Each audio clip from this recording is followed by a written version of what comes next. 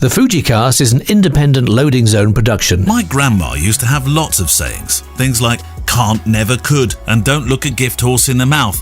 And right now, up to the end of July, if she was a friend of the FujiCast, like you are, she'd have been bowled over to receive 10% off all workshops, mentoring and presets, and actually anything else available on kevinmullinsworkshops.co.uk, which makes me think he might have sneaked in Get the Dog for sale. Just use the word FujiCast upon checkout and enjoy 10% off at kevinmullinsworkshops.co.uk. And Git, I think you're safe, really.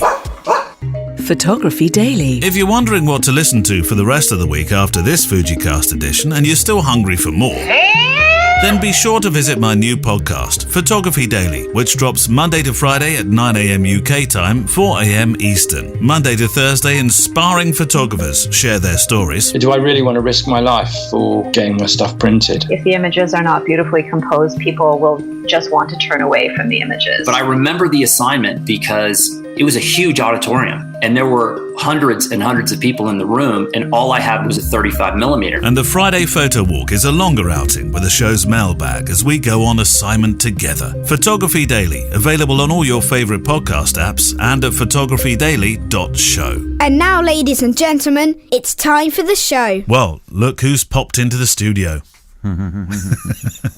Does it feel a bit weird? Yeah. I mean, if you in the cupboard behind you, there might be a tape measure. Do you want to have a? I mean, we can always measure out. So I'm exactly 2 meters long. So I just figure I'm falling distance away from you. You like to believe you're 2 meters long. The FujiCast. We all know what the truth is. Well, Kev, it's delightful, absolutely delightful, to have you back in the studio after what is it exactly 3 months now, or nearly 3 months? How long is it? 12th of March, wasn't it? 12th of March. So yeah, it is. It's 3 months. Yeah. I'm not sure if that was the last time I was here, but that's when we were locked down. So I think it is the last time you were here. You came, you went, you never came back again. And then you installed yourself at home with a beer. Yeah. So there's no beer today, I'm afraid, Kev, during this particular show. It's a completely sober event. Anyway, welcome to the FujiCast Weekly. You and your questions from our electronic mailbag. Real mixed bag too. Tech, non-tech, somewhere you share what you've been up to, stories of your photo life, and all sorts of things coming back today, including your disaster stories. If you've emailed before, fantastic. You are officially what we now know as a friend of the show. If you've never emailed before, now is the time to earn your first-time writer badge by sending to click@fujicast.co.uk. Welcome aboard those who don't shoot Fuji. You're very welcome here. Later on, we're going to take you back into Club Indulgence. Got lots of really lovely comments to read out that you've been leaving in the reviews. There's Kev's Book of the Week. What book have we got today? I have a book that you gave me, actually. You gifted it to me. I recognise that one. Martha Cooper. Yeah. Street Play. And at the end of the show, we'll have another one of your photo disasters. And today on the show, we hear from Helen Bartlett, who's the Canon ambassador. We'll learn all about Helen's approach to portrait work and, in particular, her love of black and white. Kev's brought his own coffee. Yeah. You worried that we might be contaminated. Although I've got to go and get my car serviced today because it's... That's never going to last you all day. Well, I don't know. It's one of those things that... No, it's not a TARDIS, Kev. It's a flask. Oh, I see. In terms of the content. Yeah, but it's still boiling hot. And I put it in there an hour ago. It's still impossible to drink. So it's... But it's never going to last you a whole day. Well, it'll last me a while. But I've got to go and get my car serviced. So I thought I needed to empty the car yesterday of all things that don't need to be in the service. And one of the things was my coffee cup. So you haven't got your coffee cup? I haven't got my coffee cup, so I'm using Rosa's sports flask. What did you know? You're about to meet a new social issue that goes along with social distancing when you go to have your car serviced today after the show. Do you know what that is? No. You are not going to find a loo that is open. Oh. And you've got to last from now till possibly 5 p.m, 6 p.m. tonight. I live in the countryside. I'm very much used to it. You're going to be in Swindon. You can't just... Well, there you go. Now, if you were Git, obviously, you can find yourself a nice little lamppost and everything will be sorted. I gave him a bath yesterday. What came out of it? He was not happy. Was he not? No. Oh, dear. No, he was not happy. But no, he smells Much a better. little less worse. Yeah. Do you know, I think that the 3 months have gone past, you and Git the dog. And if you're new to the show, you won't know about Git the dog. He's a mongrel, isn't he? No, he's a thoroughbred. No, he's not. Yeah, he is. He's a Heinz 57, if ever I saw one. He's not. He's Kennel Club registered. Is he? Yeah. Oh, yeah. He's proper Git? high end. Yeah. Blimey. Yeah, I'm breezy. We've got all that. Well, I Kennel Club believe that stuff. of Breezy, yeah, but I thought Git had sort of got many parents and many ports. He's from the loins of a champion. He really just doesn't look like it. Yeah, certainly doesn't smell like it. No, well, he does now. I think as the 3 months have gone on, I think you've formed a real bond with Git. I think he's become, Kev's dog. I haven't really had much choice because when I sit in my room, he sits on the sofa behind me and literally taps me on the shoulder. He does. He seriously taps me on the shoulder with his paws and says, "Give me some love." Or food. Have you found a bond with him now? He's all right. Yeah. Right, to your questions. We noticed, by the way, over the last couple of months, 3 months, that we've powered through questions, hundreds of questions. So as what feels like the new era begins, please don't forget to keep writing in because they are the lifeblood of the show. Click at fujicast.co.uk. Do you want to go with the first? Okay, so I have a question from Johan Borhead. Hi lads, thanks for a truly great podcast. It's the only one that I really follow passionately. Yada yada yada yada yada yada yada yada. Also, thanks for creating the community on Facebook where everyone can connect. Yada yada yada yada yada. Didn't do that many. Yeah, I did the yadas in the first paragraph, and then he actually did them in the second paragraph. Oh, okay. All right. To the question, if they let you take the reins of Fuji... Oh, that's a good question, isn't it? If they let you take the reins of Fujifilm for one day, what would be the first thing that you would change? Would it be the colour of the X Pro 3, add a new film simulation, change the focal length on the X100V? Well, that's a really interesting question. Yeah. Funny enough, I did a live webinar for them last Wednesday or Thursday or something, can't remember. Right. And the only way it could work was they had to give me admin rights to the Fujifilm Facebook group. Yeah, Facebook page. You were in control of Fujifilm's Facebook. And I said to them at the end of it, I said, no, you best take me off. Don't forget to take me off because I'm about to have a beer. Are you still on it? No. They whipped me off. Oh, shame. yeah. But it's really interesting because bless them. I mean, I didn't read any of the messages, but they've got like 600 messages popping up one after the other from customers and stuff like that. And I think it's Laura and Elle and Andreas and stuff like that at Fujifilm that deal with it all. I haven't seen the whole thing yet. I've got that to come. Anyway, that aside, so what would you do? The first thing I would do, purely self-indulgence here, is I would ask for a new XH, and I'd want it the video model with the XLRs in it. That's the first thing I get them all doing. I don't know, different colours. I'm quite happy with the colours the cameras are. A lewd pink one or something. What else? I think that's the only thing. I'm pretty happy with everything, really. They did do a in the UK. It was only done in the UK. It was in I think it was John Lewis Partnership or something. They had the X Pro 1 and you could have it skinned. And I sent mine off and had mine before my vegan days. I had a leather skin put on mine, black leather. Oh, you could have a faux leather one now. Now you could, yeah. They don't do it any longer, but you could do. Damien Lovegrove had a bright yellow one, I think, and Dave Kai Piper had a pink one and stuff like that. It looked pretty cool, and it came back in this specialised box and everything. I'm sure they're probably quite collector's editions. There used to be an album out, an Aerosmith album out that they had. I think it wasn't real hide, but it was done in Frisian colours, like it was a little cow. I would imagine an XH little Frisian. If I had the reins of Fujifilm for the day, what would I do? First thing I would do is send thousands and thousands and thousands and thousands of pounds to all the ambassadors. Yeah, I know, I'm terrible. Terrible music. Camera wise, is there a camera you'd choose? Yeah, I would be like, let's do an X80. Let's do an X80. Right, okay, X80. Yeah, I feel like they've done as good as they possibly can with everything else, but the X80, yeah, I'd like that. There's a couple of technical type things I would like.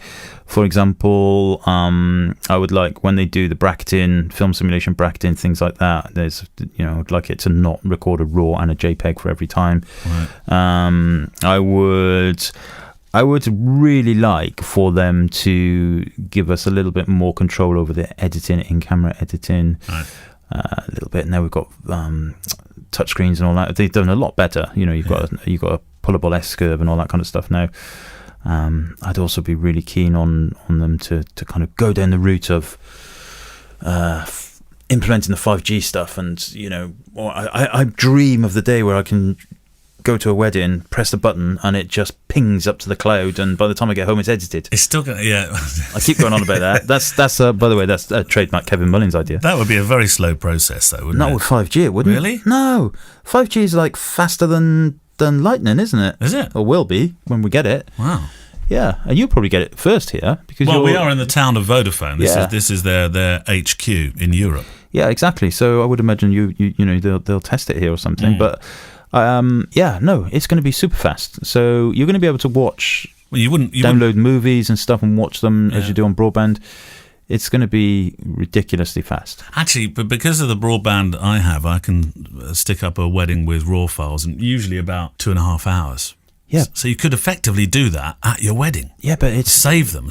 I know you want them edited as well. Press the button. Yeah. The file gets sucked off your memory card and up to the 5G. Right. It goes into a Dropbox folder or something where there's a little script that I'm going to write that's going to run an action in Photoshop. It's going to dump it into a Lightroom catalogue, and I'm going to get home. And it's all done. And it's done. Darling, wedding's done. Let's just have a drink. Yeah. Gin and tonic. We'll have 3. I'm not even joking. I can visualise the day in a not too very distant future if cameras implement this. Right. Where you could hang around for half an hour after the wedding and give them their pictures. Oh, wow. As long as you're not... I mean... You've got to be, this is going to work in a documentary approach, and the exposures have got to be pretty accurate and everything. But, if you're not into moving people's heads and putting fake smiles on people's faces and stuff, then why not? Boom. Yeah. Bob's your uncle. Job's done. Well, there we go. So that's that done and day. We've solved all the issues of the company. Yep, all done. Tick that one off. Done.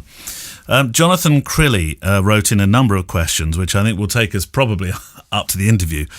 We were still doing the dailies when he wrote these in, but one of them is what does Kev have against the XH1? It weighs only slightly more than an XT4, 11%, 66 grams, and is only about half a centimetre wider and taller. Has a better grip, top plate, LCD. What's Kev's problem with? What's his beef with it? We shouldn't really mention beef, should we not? With you?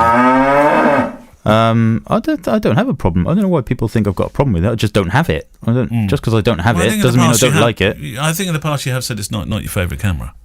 Well, no, because I've never had it. So what I've said in the past is it's not a camera that I would want. Right. So it's not. Is it the size? Yeah, it's too big and it's more video centric than I needed for a stills camera.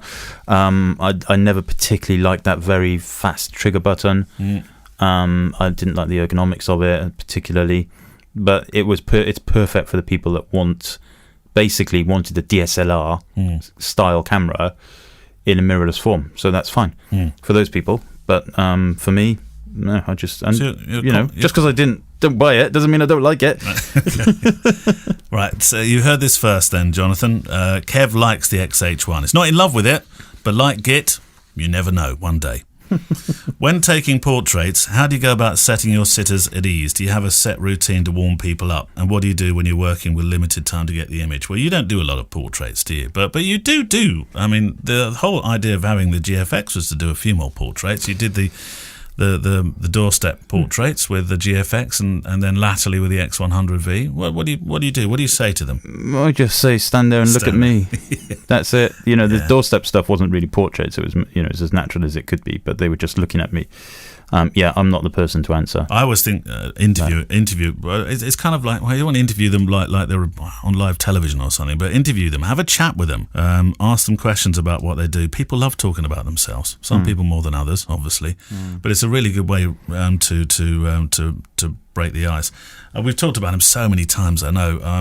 I feel almost like we're on repeat with this, but Platon does that extraordinarily well, doesn't he? He just sits there and has a conversation with them, and I know that his assistant is able just to pick up a camera and pass it to him already loaded, ready to go. But he essentially doesn't break eye line with them, does he? No, and that's the skill, isn't it, of that particular photographer. You don't need to be the person that kind of preps the cameras. You're the person who's making the picture. Yeah, and that's done by interactivity. The same way when I interview people for the podcast, then I write down a list of questions. I may not use them all, but they're always there because I think, well, the last thing I want is for this person to think that I've not shown any interest in them, what they do or their company, so have those questions at hand so you can ask them. And you can do the same thing when you've got, okay, you probably won't want to have an A4 list of questions in your hand, because it won't look that natural. But do some research on the people if you have time before you meet them, or have a list of questions. Have a list of questions that you've thought of before that you can ask almost anybody. And memorize that list. So you don't have to have 50 or 100. Have 20 pictures. And make it 20 natural. questions. Don't just pull out a piece of paper and say, okay, so hello, Joan. It says here that you... What's your favourite television programme? No, not that kind of stuff. I told you Jonathan had a list here. What other photography subjects do you photograph to help your wedding technique, i.e. architecture to help with structure, sports to help with fast-moving subjects... I'm not aware that I personally do photograph anything to help with my wedding technique. No, me neither, really. I mean, street photography, but that's that's observing people. So I suppose it helps in that respect. But you never did it because you wanted to help your weddings, did you? No. Or did you? I suppose in a way I did, because it gives you a little bit more confidence. It allows you. Certainly, I've learned things by observing people in the streets. Yeah. That can transfer to the way that I shoot weddings, but not specifically, not from a technical point of view, I suppose. I see a lot of these kind of questions are kind of crossovers between like the technical or the theoretical elements of wedding photography and stuff. And actually, I think I quite like it when Don McCullum says, he's a photographer. He's not a conflict photographer. He's not a landscape photographer. He's a photographer. And I feel like more of us should probably take that, rather than pigeonhole ourselves, or worse, pigeonhole other people into styles, and just think, actually, I'm a photographer, and a photographer is a person who takes pictures or makes pictures rather than takes them. Because actually, I firmly believe also that you can be a photographer. You don't have to press the button. You can be the person that makes the picture. How do you mean by that? Well, I could talk to you, I could set up the picture, I can make you relaxed. I can, going back to the question just now from Jonathan about the portraits, and anybody can understand aperture shutter speed, ISO. And so actually the function of pressing the button is only the bit that exposes the picture and writes it to the card or the frame. Everything else is the most important thing. So when we're shooting weddings, it's what we're seeing that's the most important thing, not the ability to press the button on a camera. Zach Arias did that in a YouTube film, didn't he? Did you see that one? He was talking about people were questioning whether it was possible during lockdown to make portraits of other people when you weren't actually next to them. So in other words, you were directing them more than actually taking the photograph or making. You weren't physically pressing the button; they were. Yep. Well, Tim Dunk in the UK did exactly the same thing. His stuff went pretty viral with it. He was doing FaceTime portraits. That's right. And he's flown with that and got some. I suppose it's all kind of dying out for him now, but he got some big hitters involved in that. I don't believe that. Like this idea of photographer in a technical essence is something that I don't really subscribe to. And I say to my clients, look, anybody can press that button. It's what I see in the viewfinder is what you're paying me for, and it's good job that what I see is different to what Neil might see or what somebody else, Jonathan, might see, or Tim Dunk. I noticed actually in your new website, shiny new Kev website, that you're talking a lot more about the experience, which I actually think is the way forward for a lot of photographers now. Will be thinking, what are we going to do now? So many people are going to be doing photography as a kind of as their hustle. I'm not sure. No, I don't hate that word. I feel uncomfortable about that word sometimes because it doesn't sound so professional. But actually, our hustle, if you like, coming back is going to be the fact that we have the experience, and I noticed that your website is now. That's what it allies itself to in terms of the why. Why should you have a Mullins? Yeah, exactly. It's more about me and my vision, I think, rather than just a whole load of content and loads of pictures and stuff. There's a lot more to that. You're right. There's going to be a lot more people doing side weddings. A lot more full-time wedding photographers going back into full-time jobs and then doing weddings on the side. So they then become and again, a term I hate, the weekend warriors. But, at the end of the day, I'm building my own website. You're building your own website. We are the weekend warriors of the website builders. We're all there. That's true. Yeah, we're all doing stuff on the side. We're all hustling. Yeah. So you can't blame one person for doing something. Although it will be very challenging. But yeah, I think that anybody can. I honestly believe anybody can be a photographer. Literally anybody. He's got two more. Jonathan has. How do you ensure your photography doesn't stand still? For example, would you attend a photography course or submit your images to competition to get it critiqued by others? I would actually happily do that. I've not done that too much. I'd feel confident doing that. I don't mean confident as in I think they're all going to be, oh, that's marvellous. I mean as in I think I could take the criticism. Yeah. I think that would be important. And in terms of ensuring your photography doesn't stand still, I am acutely aware, and I think this period of 3 months not actually making pictures at weddings has proved to me I need to get out and do more. So that's how I'm going to do it. I'm going to make sure I've been taking the camera with me everywhere now, which I didn't do before. Prior to lockdown, I tended to take pictures when I was being paid for them, and sometimes would take the camera out when I wasn't, but not all the time. Yeah, no, absolutely. I think that again, it's this idea of photography being a job, and when it just becomes a job, then I think that's where the passion disappears a little bit. Although saying that, people like Martin Parr say that they basically only take the camera when they're being paid to take pictures, and that's fine as well. Yeah, that surprised me from Martin. Yeah, but there's lots of people like that, and well, I wasn't expecting Martin Parr though. No, but maybe that's the sign of a good businessman. Yeah. What one piece of advice would you give to a younger Kev at the start of his professional photographic career? Don't know. Buy more gear. I feel like I did most things right, in terms of followed my own instincts and my own passions, and ignored the audio and ignored the industry and stuff. I mean, I suppose I would be. I tell you probably what I would say is think of the wider picture when it comes to marketing, and don't just because you're good at perhaps SEO or you're good at blog writing or something. There are other things like venue affiliations. So I never did any venue affiliations at all. I'm still not. I've never been affiliated with a venue, and still am not. And actually, that's probably something that I wish I'd done a little bit more of in the early days, or the latter days, or in fact now. Come on, venues, give me a call. Yeah. Here I am. I got a shiny new website. I put you in the answer all your questions pile over there, Jonathan. Right, to today's. We still got the books to come, or the book rather to come, and also your disaster story. We didn't go into. Oh, before we do the interview, should we do some of the reviews? Yeah, we haven't done it for ages, so I nearly left that bit out. So let's go back into club self-indulgence. Or is it just called club indulgence? What was it called, Kev? I don't know. I can't remember. Club indulgence. It's been so long ago. It's been 3 months since we were in there and having a gin and tonic. But today we're allowed back. Well, we're not actually officially allowed back in our clubs and pubs, are we yet? No. Not just yet? 4th of July, I think. 4th of July. But only in the gardens. Right, okay. Anyway, so thank you very much for the wonderful words of encouragement that you've been sending in the reviews, in the Apple Podcast reviews. Do you want to go first? I will. I have one from MW02 Veg. Okay. He says, must listen. What a great listen. Please keep it up. Probably the best photography podcast in the world. Informative and entertaining. Awesomely awesome in every awesomely awesome way possible. You guys are just totally awesome. I think ST3VLEJ 1991, that's catchy, is taking the mickey. I have one from Ol Mookie. O.L. Mookie. He says, so enjoyed being introduced to Leonard and his work. Oh, Leonard, yeah. Leonard Neumann. Yeah. Did you think your name had changed? Yeah. Was that it? Yeah. Is that all you said? Yeah. All right, Rick.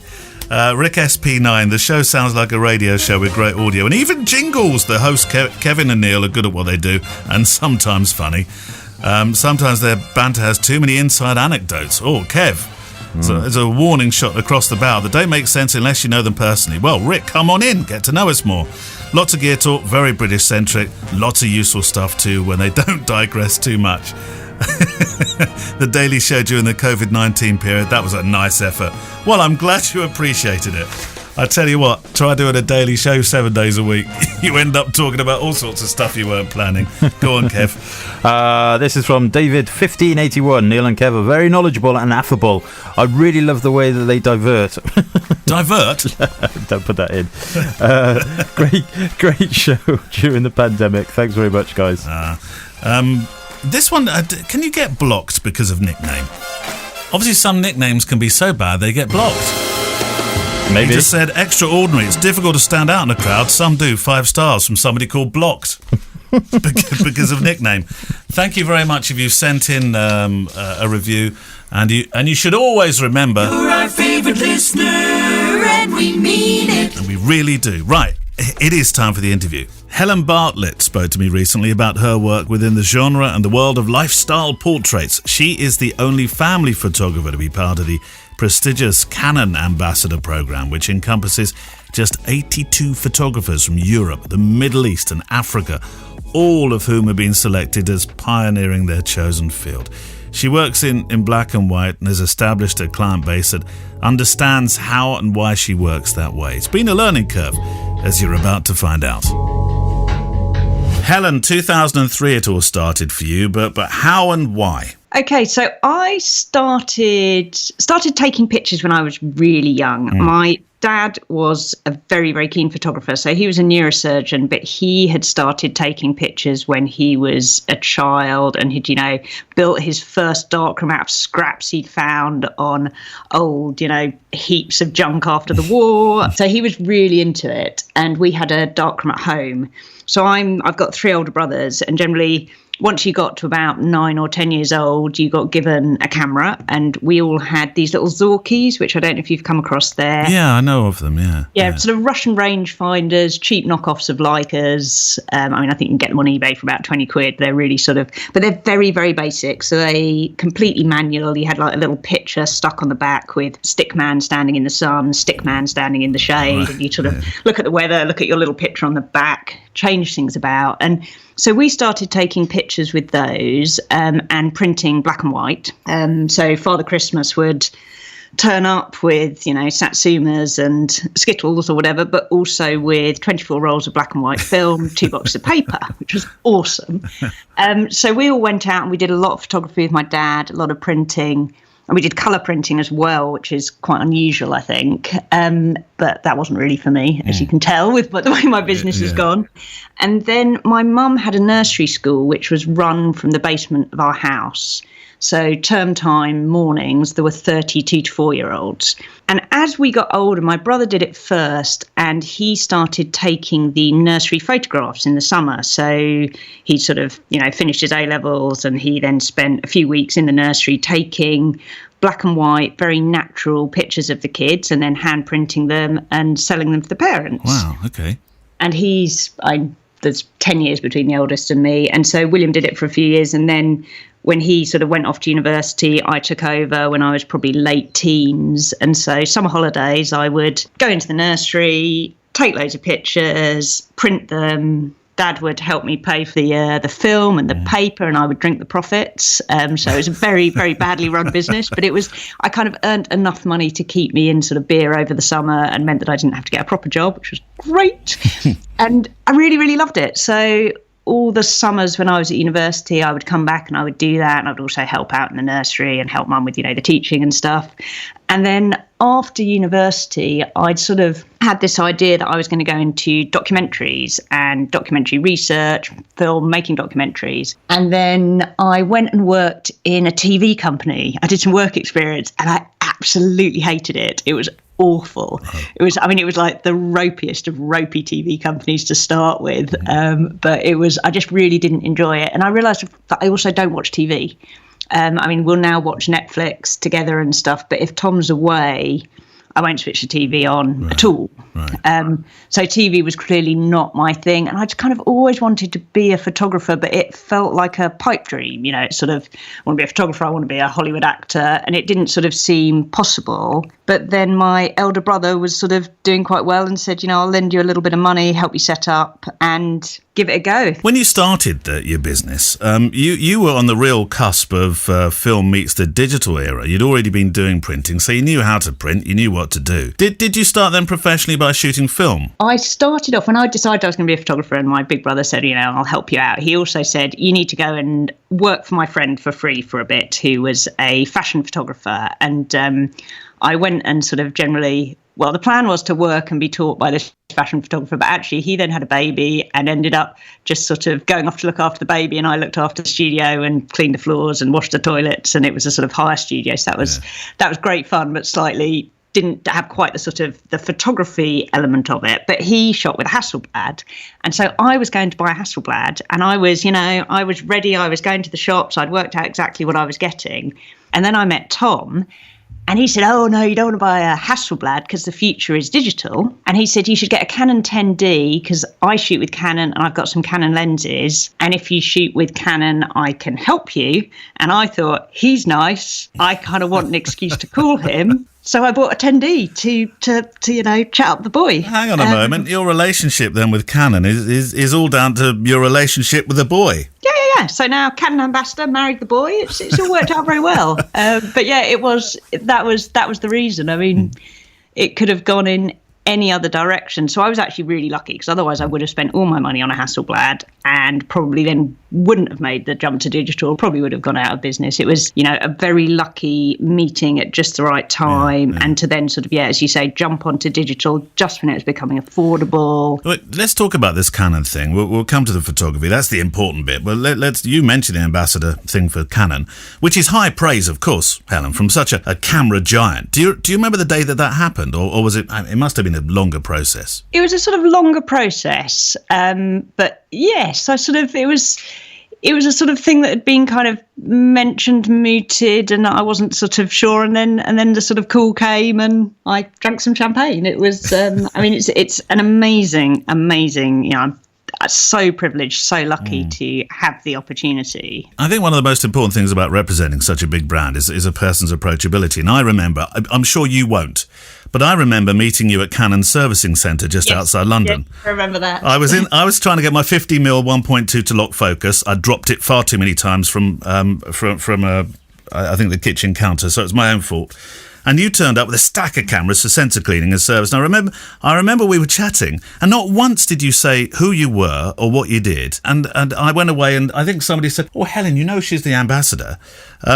What's your advice for photographers chasing that accolade? Because for many, that's all they seem to do. It's like having one big badge of honour to shout about, and it's just not that, is it? Yeah, I think I was given some great advice. So when I first sort of started out, one of the things I did with my dad was we went on photographic holidays. We went on landscape trips, and they were run by Light and Land at the time. And then we sort of carried on going with David Ward and Joe Cornish, the landscape photographers. We've been going on trips with them now.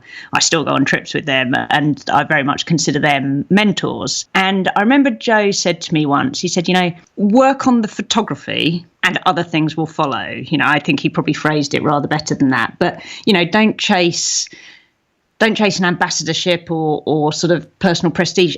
Work on your photography, take good pictures, work really hard on that. And if you take good pictures, then other things will, by their nature, come your way. But it makes sense to do it that way around, I think, because it is all about the pictures. It's got to be about the pictures. And also, if you don't love taking the pictures, that's kind of going to show.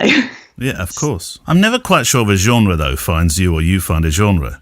I know you've really given us the reason why it ended up being children photography and infants, because that's how it started when you were working in that, following your brother's footsteps and working in the holidays. But I think I sort of combined both my parents' loves. My mum was a nursery school teacher and my dad loved photography, so it's a combination. But also, photographing kids is the best fun you can have with a camera. It's so much more fun than everything else. I'm not sure everybody would agree with you, because it comes with so many complications as well, i.e. you're dealing with little ones that just don't want to always play ball. That's what makes it fun. I love it. I mean, my husband always says I thrive on chaos, and sort of somebody rings me up and goes, I've got 5 children and they're all a bit feral. And I was like, yes, this is going to be awesome. We're going to have such a good time, because that's what makes photographing kids so much fun. You have no idea what's going to happen. And I mean, I do a lot of repeat work. So I've got a lot of families I've seen 10 times, 15 times. I mean, I've got families I've seen 50, 60 times over the last decade and a bit. And it's never the same. It's never the same. You can turn up and you can think you've got these wonderful ideas of what you're going to do. And all the kid wants to do is, play with a bath plug next to the washing machine. And then you're like, okay, right, how do I get the ultimate bath plug next to the washing machine shot? But you haven't just shot what you're shooting. You did dabble in weddings and other genres, but just found that they didn't float your boat. No, they weren't for me. I used to get I'm someone who gets very anxious about stuff, so I used to have terrible nightmares about weddings. I mean, terrible nightmares for months and months in advance, and they just made me quite unpleasant to be around. And so I used to shoot weddings with Tom. So when we first met, he was setting up a wedding photography business. Obviously now he's sort of moved on and is doing Light Blue full time. But so he was doing that and I was doing some portraits, and so we shot some weddings together. But it's sort of very soon became clear that it really wasn't what I wanted to do. And also, once you get to a certain point, they happen on the same days. Weddings and portraits, Saturdays and Sundays are my prime shooting days.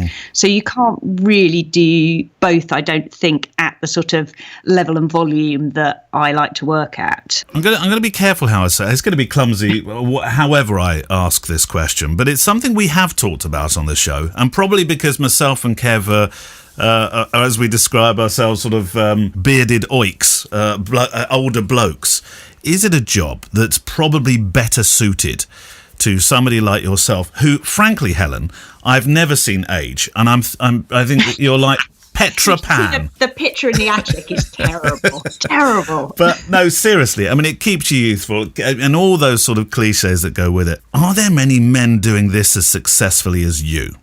Is my clumsy way of asking this question. I don't know, purely because I think the whole thing with photography is you never know who's doing things successfully. It's, it's all smoke and mirrors and social media presence that you never know. So I don't know in the answer to are the people doing, I don't see any reason why you shouldn't. It's just about as you say, a playful personality, loving it, having fun. There are more women doing it than men, but I don't think there's any reason why men shouldn't do it. It's just having fun with kids in the park or in their homes. So I wonder if it comes down to some men feeling uncomfortable about it, in all honesty. I just think it's less glamorous, to be honest. I think so? It's a bit harder to say to your mates down the pub, I'm a kids photographer, I like photographing babies. It just sort of, it's not so macho. I think that's probably more like it, that people just don't try it because it doesn't seem cool, and then leaving more for the rest of us who realise how fun it is. I mean, it's weird, isn't it? Because photography sort of, the really cool people do like documentary and fashion, and then it sort of goes down, and kind of I often think that babies are often seen as being kind of the least cool thing to photograph, whereas in actual fact they're the best. But I think there is there's almost a hierarchy when people are starting out of what they think is cool, and then people just find their niches of what they enjoy. I mean, I think that there are some very good male photographers photographing kids. Why choose natural environmental portraiture as opposed to studio stuff? Which in, I suppose, 2003 and a little beyond when you started was pretty fashionable, the studio stuff, wasn't it? Certainly in this country. Everybody, every house I went in seemed to have a venture experience around at that time. Venture was the key when I started out. I mean, it was mainly because of the pictures we did with Dad. So when we were growing up, Dad took a lot of pictures of us, all black and white, all natural environment, at home, playing. And when I was a teenager, and everyone's, bringing their first boyfriends home, the pictures of me on the wall looked really, really cool, and the pictures my friends had on the wall looked really, really awful. And I was like, okay, there's something in this. These pictures looked great when I was 3 years old. They look great when I was 15. They now look great when I'm 40. They sit alongside the pictures of my nieces and nephews. They sit alongside the pictures of my parents when they were little, and everything kind of sits very, very comfortably together. And so I wanted to produce pictures for the kids that I was photographing that had that longevity. Yeah. And for me, natural black and white pictures are the best way to do that. And obviously it's personal taste and everyone has their own sort of views on this, and there's no right or wrong. But for me, it was all about sort of creating something timeless and creating something that the kids would like when they were older. Now, the black and white thing, of course, well, it's synonymous with you and your pictures, and they're gorgeous, and you make amazing black and white photographs. You know that. We know that. Do you get kickback at all from parents that say, Helen, I like it, but it would be so much better in colour? I mean, I lose a lot of clients at the inquiry stage. I would probably say half of the people that inquire with me, we talk about black and white and colour, and they say, what we really want colour, and I send them to a bunch of other photographers that I refer to, because I want people that buy into what I'm doing. I feel so strongly about it that I just colour pictures just leave me, my colour pictures of kids would leave me cold. I mean, I can totally appreciate other people creating extraordinary, beautiful colour work, but for me as a photographer, creatively, it just holds nothing for me. So I would much rather, if someone's keen on colour, that they went to someone that specialises in that and that can do a really good job, because I do think it's a different way of seeing. If you're a really good colour photographer, you're going to be looking at, how colours relate to each other and all that kind of stuff within a frame, which I don't see. I'm looking at tones. So I just see in a completely different way. So I kind of want the people that think, black and white is awesome. I want to go to the best person for black and white, which I hope they then would choose to come to me. Yeah. So it's finding the right client for it. And because my clients are long-term clients, I mean, my entire business is based around this idea of repeat shoots.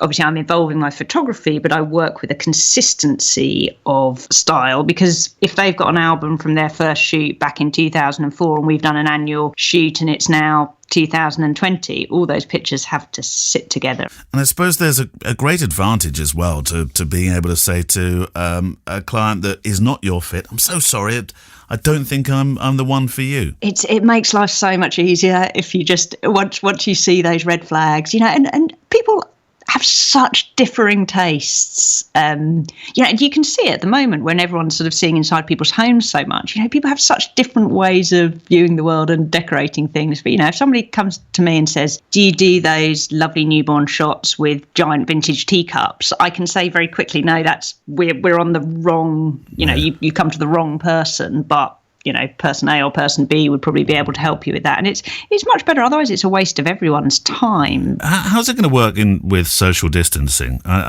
This is a bit of a how long's a piece of string question, because what do you know? What do I know? But you must have thought about this. Yeah, I don't know. I mean, I'll probably get hold of a zoom lens. I don't really like zooms. I like 85 is my longest lens I usually work with. I'll probably get my hands on a 70-200 this year, but I don't know.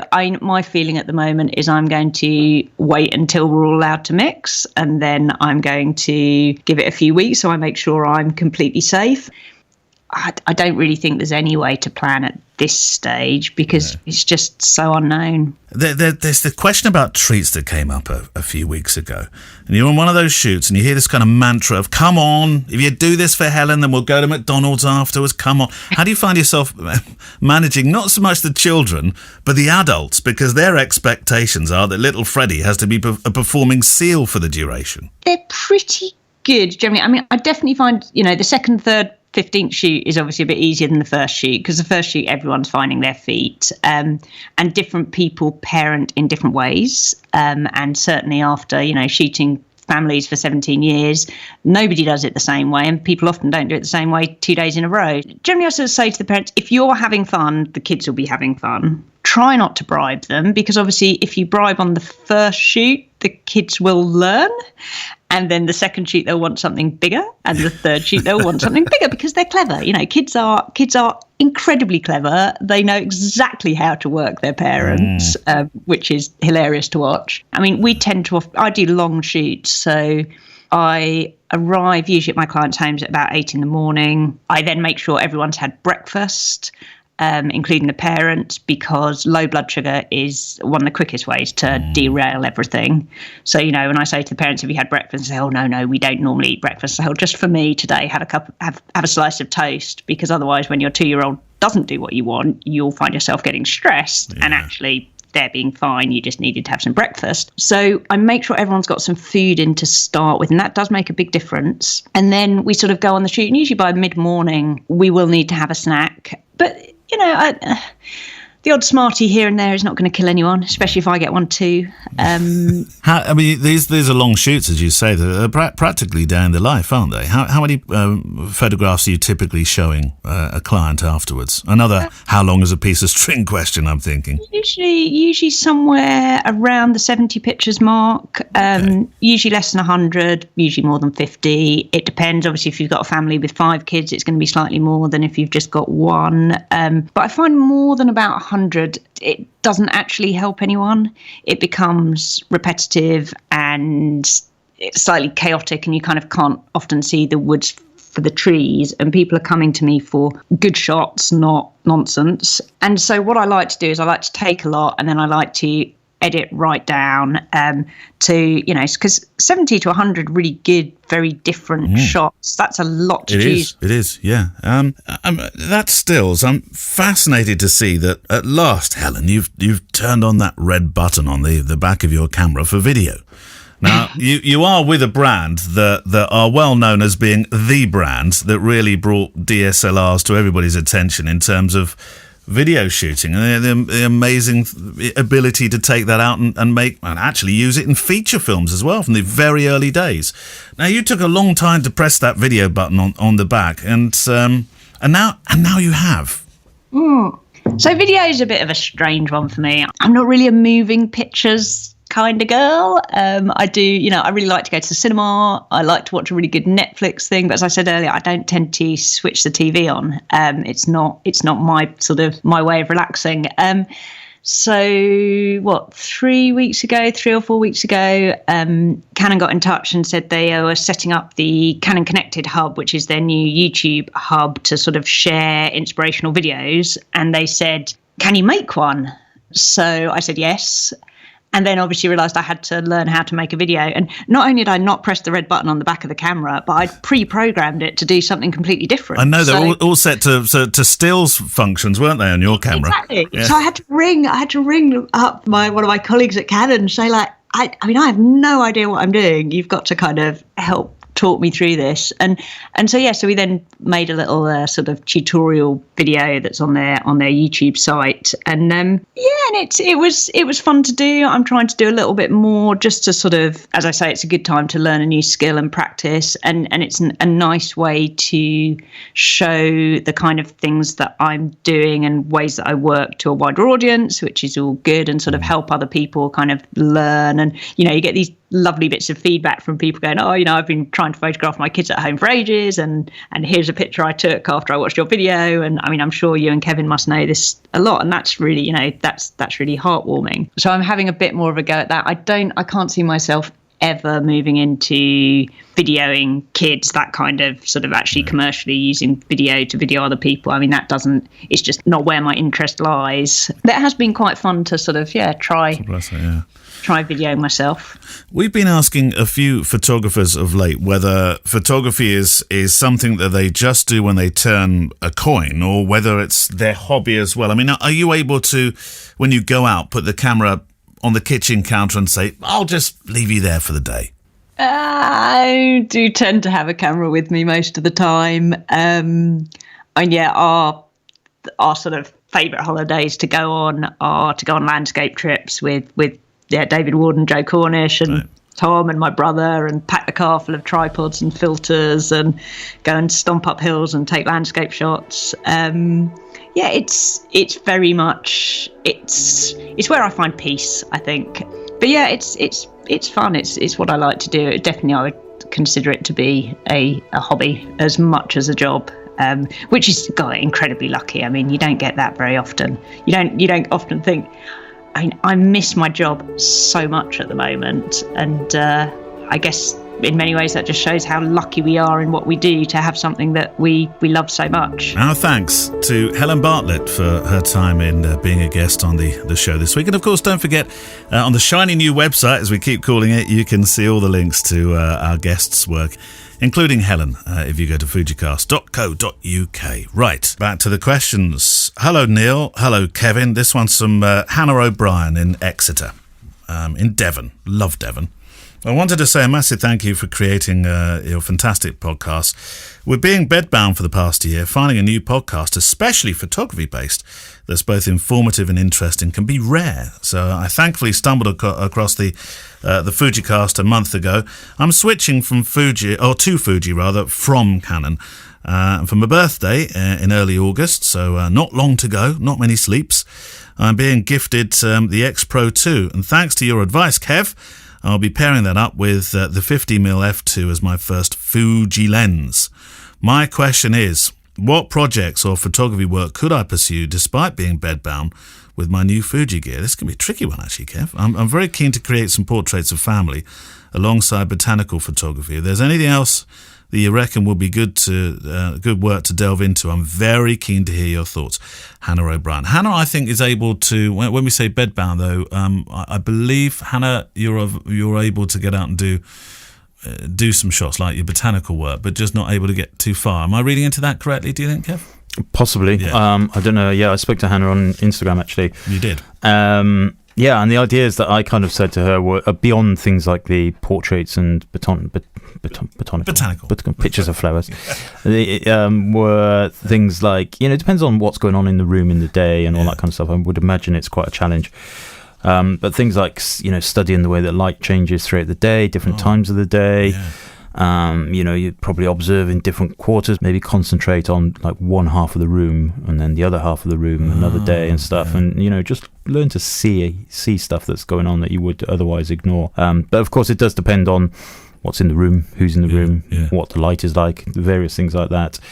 Still life would be fantastic, wouldn't it, for this particular application, I think. Yeah, and you could easily document yourself as well, and I don't mean just like a series of selfies, but what are you holding, what are you watching, if you're watching things on tablets, on TVs, the state of the state is probably not the right word, but the condition of the bedclothes throughout the day, that kind of stuff, just a documentation of things. But it's a real challenge, and I hope things get better for you, Hannah. Yeah, absolutely. That 50mm lens will be ace though, nice and light. 50mm, which is 77, isn't it? I think 77mm, something like that. In old-fashioned language, I know which you something like that. Yeah. Right, book this week. Yeah, so this is one I gifted you. It is.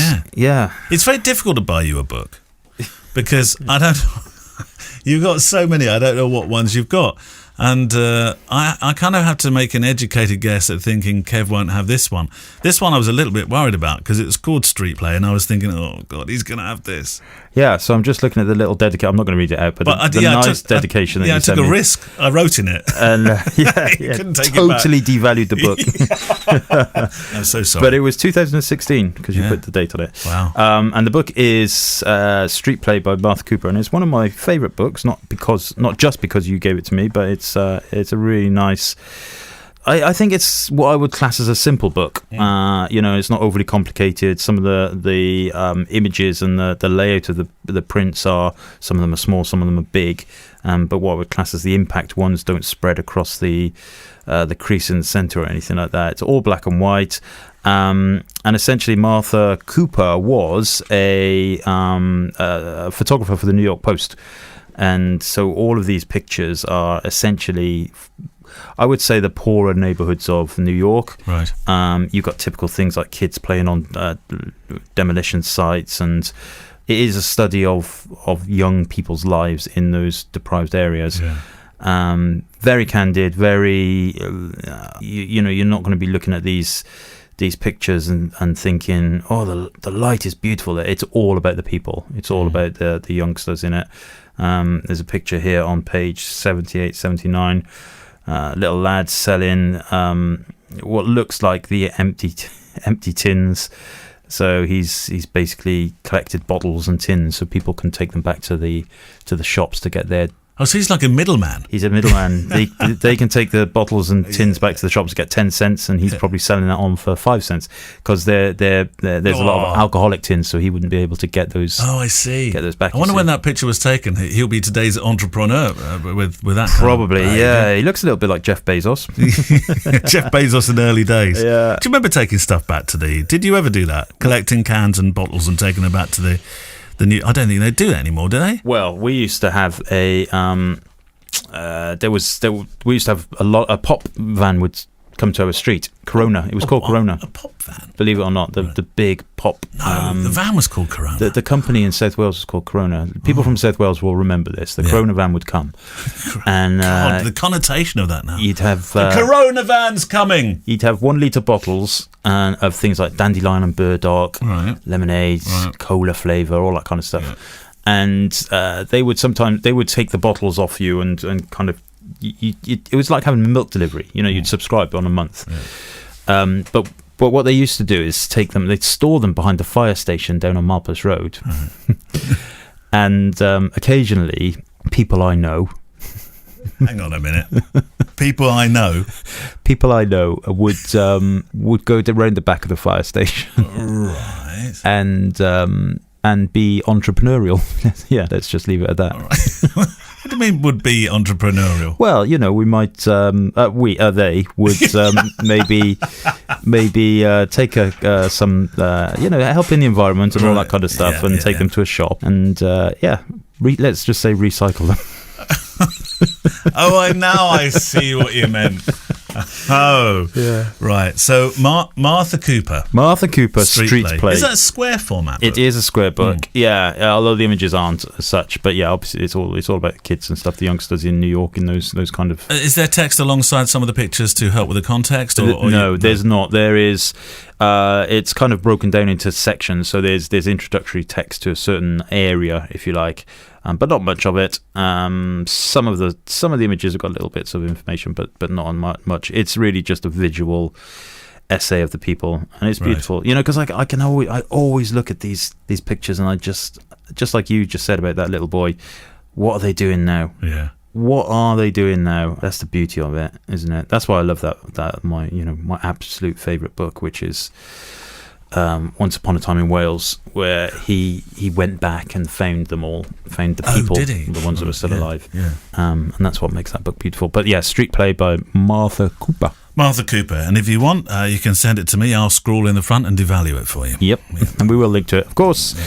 And I haven't looked it up, actually. I don't know.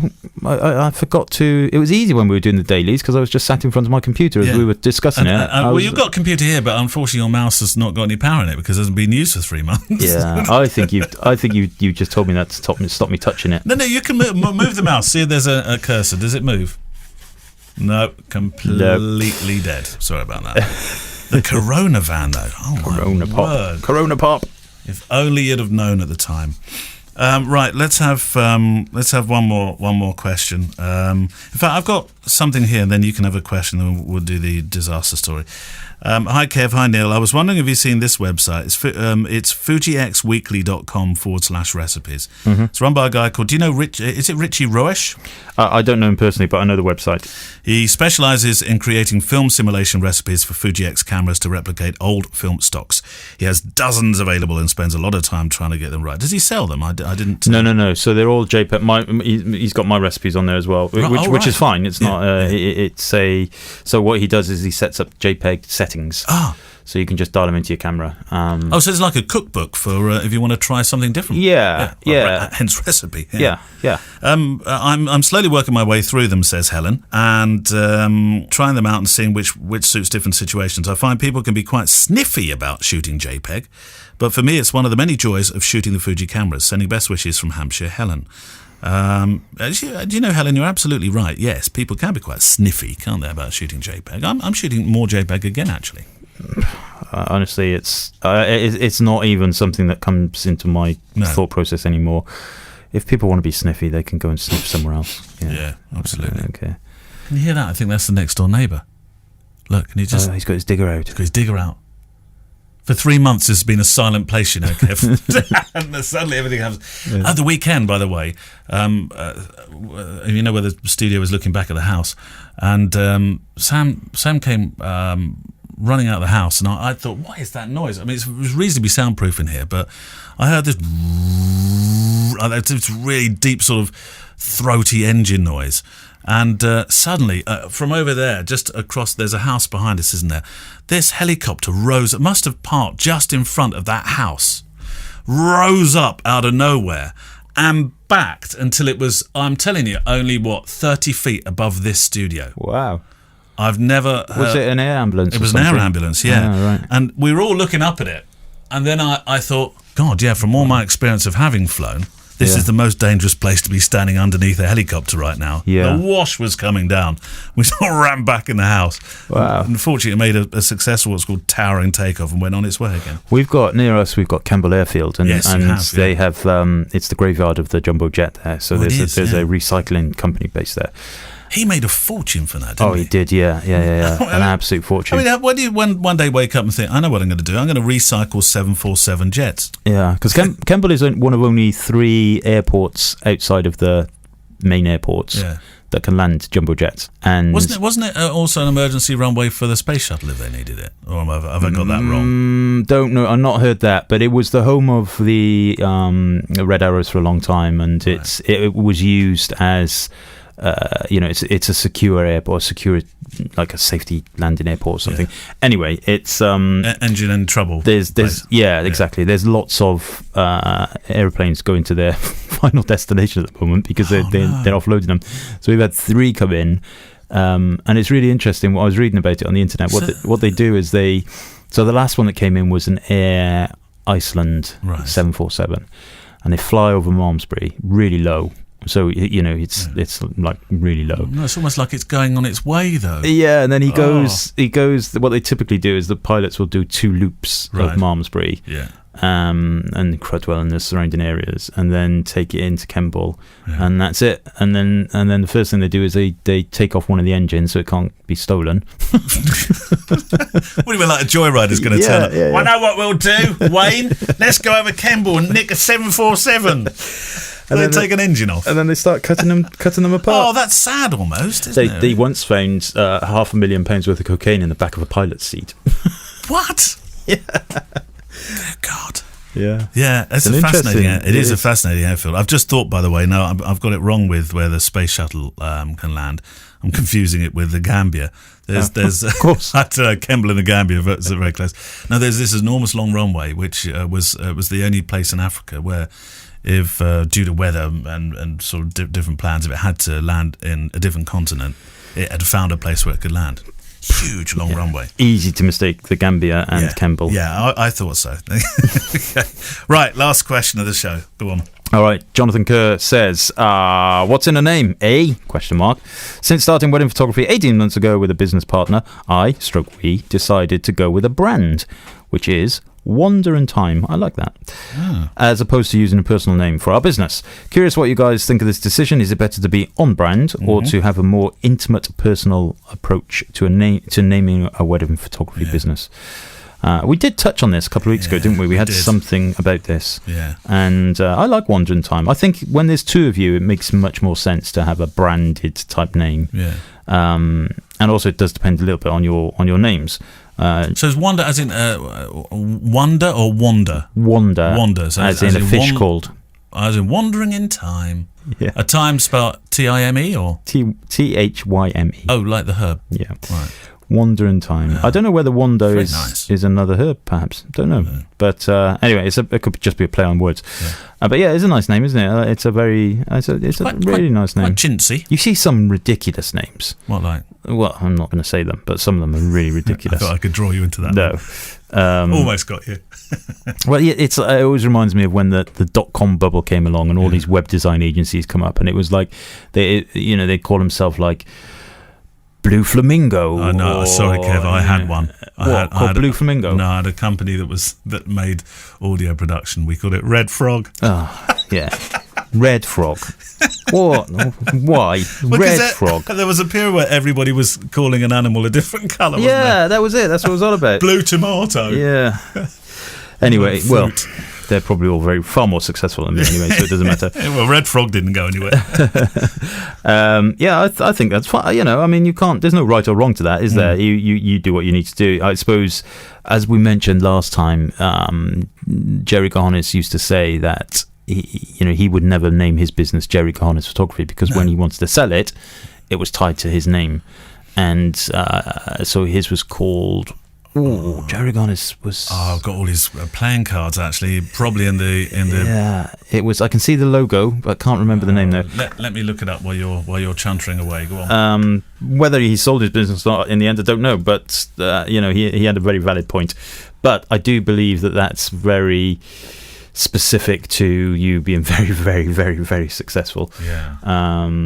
Oh, he's changed it now. He's gone back. Do you know he's gone back to his own name? Jerry Cojones. Well, maybe he sold it. Maybe he sold the company. Maybe he sold the brand. Yeah, I can't find it. I can't find the old company's name anywhere. Yeah, so maybe he sold the brand. You're absolutely right, though. Yeah. So in that case, that kind of works. That makes sense, doesn't it? And I suppose if that's what he did, of course. If you're thinking of building a studio with other photographers and all that kind of stuff, then yeah, absolutely makes sense. But honestly, I don't specifically think that people look at their name itself and think, that sounds nice. I think the problem. Look at the pictures. I mean, even with a company that's called a different name, I'm assuming that the person buying it would want to see an order sheet full of stuff that really doesn't matter if the photographer that what was originally part of the company goes to it or not, and that's going to be the really difficult part because people do form relationships regardless of what the company's called with those that are the main players within it, and that could be an issue, couldn't it? Yeah. Honestly, so at the end of the day, I don't think it matters. But as long as if you do go for a brand name, go for a nice one. Yeah. And Wonder in Time is a very nice one. Yeah, it's a very nice one. That's absolutely true. Right, so we got time for a photo disaster, I think. This one comes from Alison Edwards. Hello, Kevin. Hello, Neil. A couple of years ago, I was booked to photograph a family session for 2 adults and 1 child. Whilst waiting for them to park, they texted me to say they were running about 5 to 10 minutes late. We're just parking on the park and ride. About 5 to 10 minutes later, a couple came running up to me. Are you the photographer, they asked? I said yes. And they apologised for being late, explaining they'd just caught the bus in the park and ride. No problem. Is this everyone? I asked, wondering where the child was. They only seemed to have a dog with them. No, it's just us and our dog, they said. We started to walk through the park. Trying to word it carefully, I said, for some reason I thought you had a child. Not yet, we're going to get married first, we thought. Oh, you're getting married? When? I asked. June. That's why we thought we'd have an engagement shoot. In my head I thought engagement shoot. But I asked, where are you getting married then? They told me the venue and said, we wanted some photos with our dog, just in case he doesn't come to the wedding. You can hear this happening, can't you? I continued to make chit-chat about their wedding and their dog while I was thinking about what's going on, and they'd created a fantasy child. I started to take photos of the couple with their dog, still wondering how a dog and child had got mixed up in our messages and conversations. Give myself a bit of thinking time because I wasn't quite as zoned into the session. I took them to a different location in the park. I was just starting to take their photo when a man came over to me. Are you Alison? Yes, I said. You're photographing an engagement session and your clients are waiting for you at the entrance. Lesson learned. Always ask people their name when you meet them and remember you're not everybody's photographer. Good news is that my clients got in touch with me again, asked me to photograph their wedding, which I did last November with no mix-up. From Alison. I mean, not a complete disaster, but I suppose it could have been. If you'd like to send yours in, please click at fujicast.co.uk.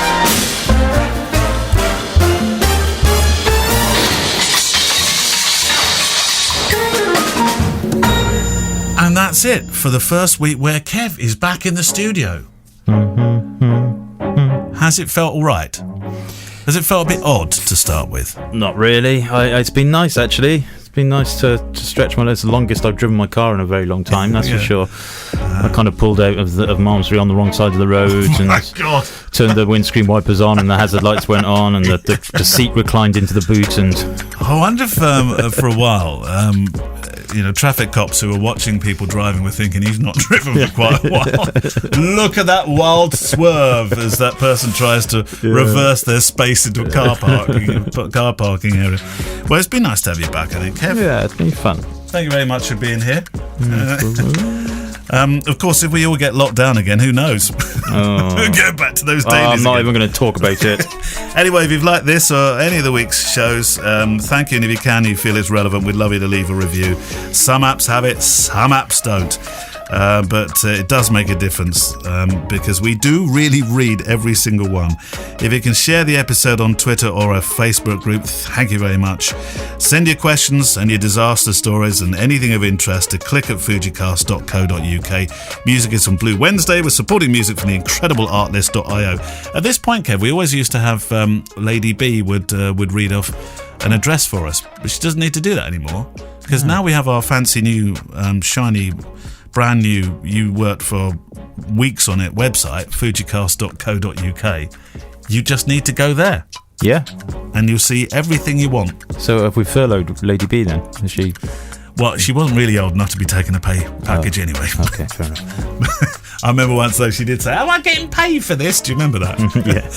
Anyway, thank you. We'll see you next week. Bye-bye, Kev. Bye-bye. The FujiCast is an independent Loading Zone production. Email the show with your questions and words of wisdom to click@fujicast.co.uk. Email any complaints and political nonsense to our wives, who will deal with your comments in their own good time and in their own good way.